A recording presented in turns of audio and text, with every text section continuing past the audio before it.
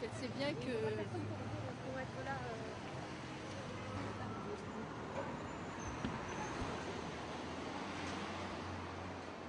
Bonjour, je suis Isabelle Segretin, une des marraines de la famille Haydn, lors du baptême républicain qui a lieu en décembre 2006 à la mairie de Salon de Provence. Alors vous pouvez me dire pourquoi aujourd'hui vous êtes devant les portes du tribunal administratif de Marseille? Monsieur Haydn a été convoqué au tribunal administratif suite à une OQTF qu'il a reçue au mois de juin. OQTF, c'est-à-dire une obligation de quitter le territoire français, suite pourtant à toutes les démarches qu'il a fait pour obtenir le droit de rester vivre et travailler en France. Donc son avocat a déposé un recours afin de reconnaître sa situation. Monsieur Haydn vit en France depuis 10 ans avec sa famille. Il travaille, il a même fondé une société de maçonnerie, il embauche de salariés, voire plus, parce que des marchés risquent de nouveau arriver. C'est un marché porteur, la maçonnerie, ça fonctionne. Donc il fait travailler du monde en France. Monsieur Haydn a 3 enfants, dont 2 qui sont scolarisés dans une école d'un quartier de Salon. Et nous sommes là aujourd'hui, une bonne quinzaine de personnes qui connaissent ce monsieur et sa famille très bien, pour le soutenir, pour montrer que cette personne est insérée dans la société française, fait tout ce qu'il faut pour être reconnue comme telle. Maintenant, à la justice de dire ce qu'elle en pense, mais j'espère qu'elle comprendra qu'il faut aller dans un certain sens, de le reconnaître. Ça va bien? Ça va, Marie? Non, il n'y a plus de possibilité. C'est la réforme en la matière. Donc, on a créé l'OQTF, l'obligation de quitter le territoire, pour accélérer les procédures et éviter qu'il y ait trop de recours, donc pour envoyer de façon beaucoup plus certaine et rapide les gens. Donc, non, je ne pense pas.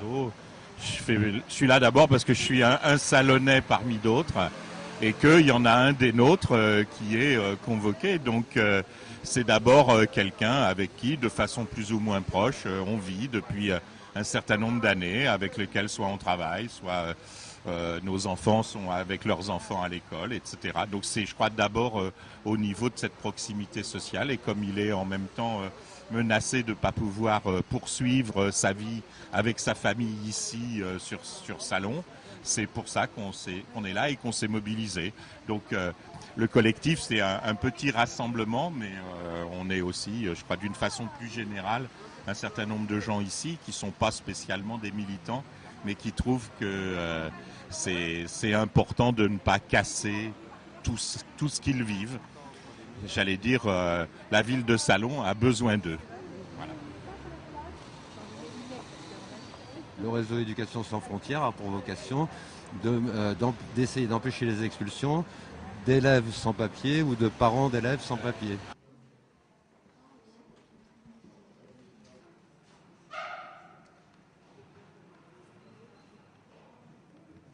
Je soutiens qu'on a une convention donc protectrice, la Convention européenne des droits de l'homme, qui protège la vie privée, la vie familiale.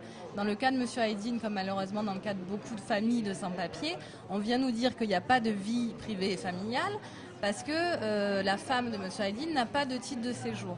Or, moi, ce que j'essaye de soutenir, et pour le coup, je le soutiens mordicus, c'est que quand ça fait 10 ans qu'on est en France, avec une femme avec ou sans papier, j'ai envie de dire, 10 ans de présence en France, évidemment qu'on a des attaches en France, qu'on vit dans la société, on n'est pas en dehors de la société, et l'article 8 de la Convention protège la vie privée. Et M. Haydn fait preuve d'une insertion professionnelle et sociale tout à fait remarquable, comme tout un chacun, il participe à la communauté et à la société, et c'est à ce titre-là, il me semble, qu'il faut le soutenir et dire qu'il a construit sa vie ici depuis 10 ans. Est-ce qu'on peut imaginer que des jurisprudences même récentes qui sont parues à ce propos, notamment par rapport à la CIDE, par exemple concernant les enfants, bon là ça a été balayé d'un revers de manche tout à l'heure en disant que comme ils étaient jeunes, ils pouvaient s'adapter n'importe où. Je crois que c'est l'inverse, enfin. Mais bon. Il me semble que des enfants scolarisés, donc je crois que la plus grande à quel âge pour vous? C'est 2001, ça fait... Voilà, 2001, elle a 8 ans, je suis désolée, 2001, elle connaît pas la Turquie, on l'envoie en Turquie, elle a 8 ans, elle connaît que la France, donc ses amis sont là, etc. Évidemment que c'est très très dur pour les enfants.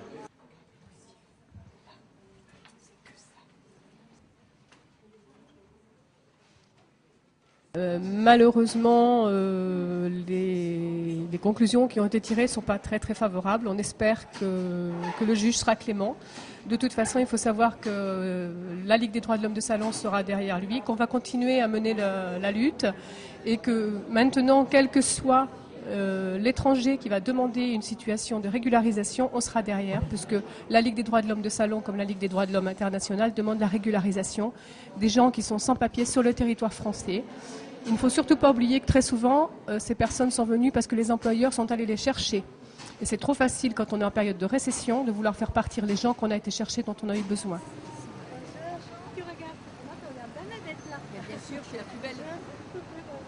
Par contre, c'est sûr que c'est froid. C'est d'une froideur qui fait frémir, parce que la justice froide, elle est forcément, à un moment donné ou à un autre, elle est inhumaine. Et c'est ça qui fait peur, c'est que... Alors, après, il y a bien entendu une juge qui est là pour faire l'équilibre entre l'aspect formel et la dimension humaine. J'espère que c'est cet aspect-là qui va l'emporter. Mais c'est vrai que je trouve que c'est pas forcément très reluisant pour notre justice de donner autant de poids à la dimension formelle. D'autant plus que les lois qui sortent accentue ce côté formel pour empêcher que les droits fondamentaux soient appliqués.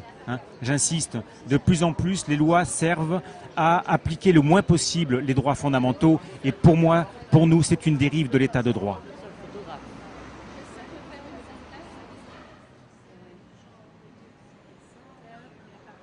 Moi, je crois qu'une société qui n'est pas capable d'assurer un minimum de solidarité en direction d'une famille, en direction d'enfants notamment, je trouve que c'est une société qui perd son honneur.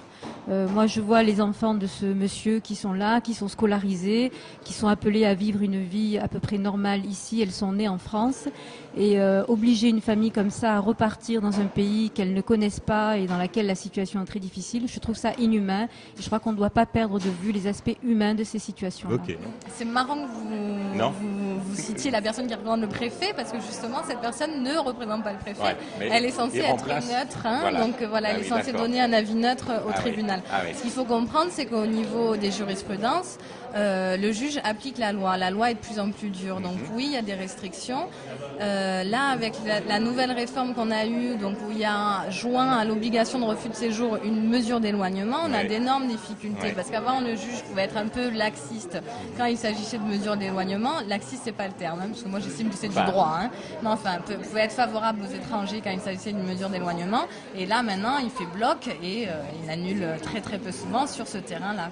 Je pense que les collectivités locales ont de toute façon un rôle à jouer là-dedans, ne serait-ce qu'en apportant protection, en apportant, par le biais des parrainages notamment, même si ça reste très symbolique, je crois que c'est important de continuer à manifester sa solidarité, encore une fois, envers des familles qui sont insérées normalement dans une société, qui travaillent, qui vivent, qui ne créent absolument aucun problème et qui ont le droit de vivre normalement. Quand on a quitté notre pays, vraiment, on a trouvé en France, c'est un pays de vraiment démocratie, vous voyez. Mais aujourd'hui, ça fait 2-3 ans, je trouvais bizarre en France quand même. Mais vous avez vu comment se passait en Turquie à ce moment-là? Qu'est-ce qui risquerait de lui arriver si aujourd'hui il retournait en Turquie? Mais il est arrivé, il y a beaucoup de choses. Il y a beaucoup de choses qui vont arriver en Turquie. Mais M. Aydin, depuis 11 ans, même depuis 14 ans, il est cherché par la police en Turquie. Il est vraiment nationalité turque, mais origine de kurde. Il est fait, à cause de politique, il est cherché par police partout en Turquie. Mais à ce moment-là, je sais pas, c'est pas la peine de répéter. On voyait bien par la télé, par le monde, comment se passait en Turquie. C'est catastrophe maintenant. Si vraiment il est entré en Turquie, Aydin, je trouve qu'il n'est même pas libéré dans l'aéroport. Il va arrêter de suite. C'est pour ça, en plus, toute la famille d'Aydin sont là en France. Depuis 10 ans, 13 ans, 15 ans. Voilà, je ne sais pas qu'est-ce que je rajoute en plus. Et moi je crois ce qui reste, c'est que cette vie de famille, cette insertion sociale, elle puisse être prise en compte. C'est ça l'ouverture que la juge peut avoir, qui est que de façon réelle. On balaye pas comme ça d'un revers de manche l'idée de dire oh ben ça va, il y a les parents qui sont là, les enfants ils sont jeunes, alors ils ont qu'à partir. Moi je considère que c'est l'inverse, et ce qui me fait un petit peu espérer, c'est qu'il commence à y avoir des jurisprudences dans ce sens-là dans d'autres tribunaux. Donc j'espère que la juge aura l'humanité et la connaissance aussi un peu des enfants et du développement d'une famille pour arriver à le considérer. Mais pour nous, c'est d'abord la Déclaration universelle des droits de l'homme qui est simple, qui est claire, et là, elle est bafouée. Le droit de vivre en famille, le droit de mener sa vie là où sont aussi ses enfants et ses attaches. Oui, c'est clair que là, c'est bafoué.